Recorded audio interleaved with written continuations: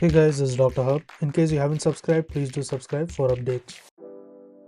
Pancreas, and you're looking at the cystic neoplasm. So here there are two varieties, that is the serous histoadenoma as well as mucinous histoadenoma.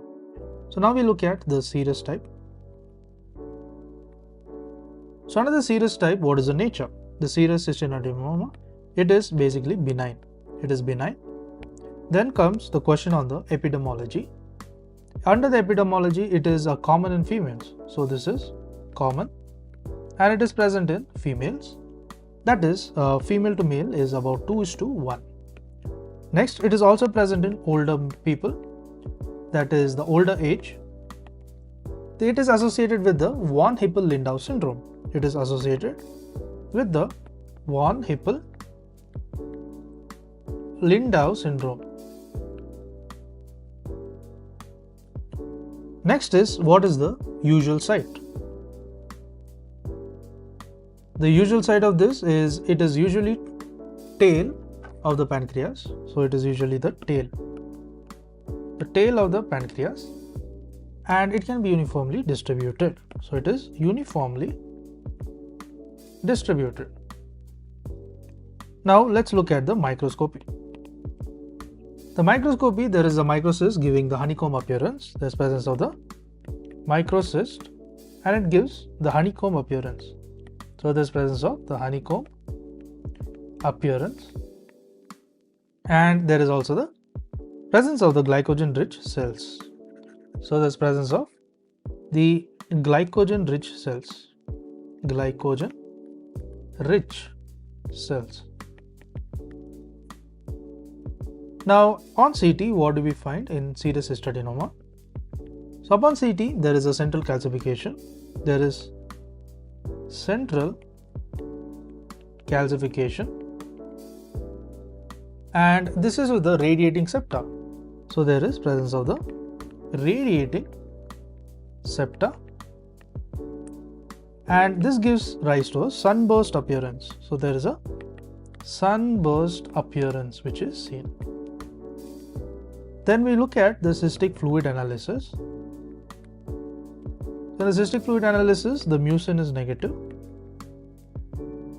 and there is a low ECA, there is a low CEA and also the amylase. There is a low CEA as well as the presence of the amylase. Now we look at the treatment. So what is present in the treatment? So the treatment is mainly conservative. So it has to be conservative, and we look at the resection. So what is the presence in the resection? The resection, if symptomatic or if malignancy is suspected. So if symptomatic or in case malignancy is suspected. So how is the prognosis? The prognosis is considered good. Now we move on to the mucinous histoadenoma. So this is the mucinous histoadenoma. So how is the nature of this? The nature is, it is benign, but risk of malignancy is present. So it can be benign as well as malignancy is present. Now moving on to epidemiology. The most common cystic neoplasms of the pancreas. It is the most common cystic neoplasms. So it is the most common cystic neoplasms, and this is of the pancreas, and this is nothing but of the pancreas, and it is common in perimenopausal females. It is common in perimenopausal females. Perimenopausal females. Next, we look at what is the usual site. So when you look at the usual site, it is nothing but the body and the tail of the pancreas. It is the body and tail of the pancreas. Now, how is the microscopy? The microscopy is mucin producing epithelium. It is nothing but the mucin producing epithelium. So it is a mucin producing epithelium, and looking at the ovarian like stroma. So there is ovarian like stroma, and the stains are positive for the estrogen and progesterone. So stains, they are positive, and this is for the estrogen and the progesterone. Next, we move on to finding the CT. So how is the CT here? So when you look at the CT, it is a solitary cyst.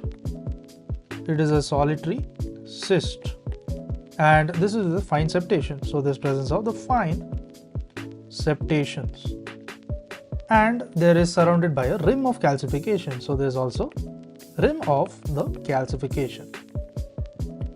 Next is we move on to the eggshell calcification. There is something known as the eggshell calcification,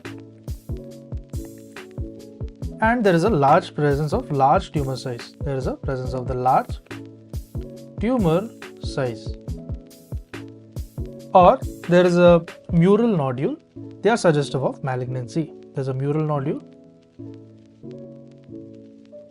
This is suggestive of malignancy. Then next one is the cyst fluid analysis.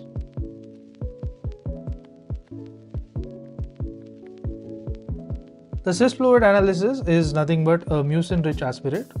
It is nothing but a mucin rich aspirate.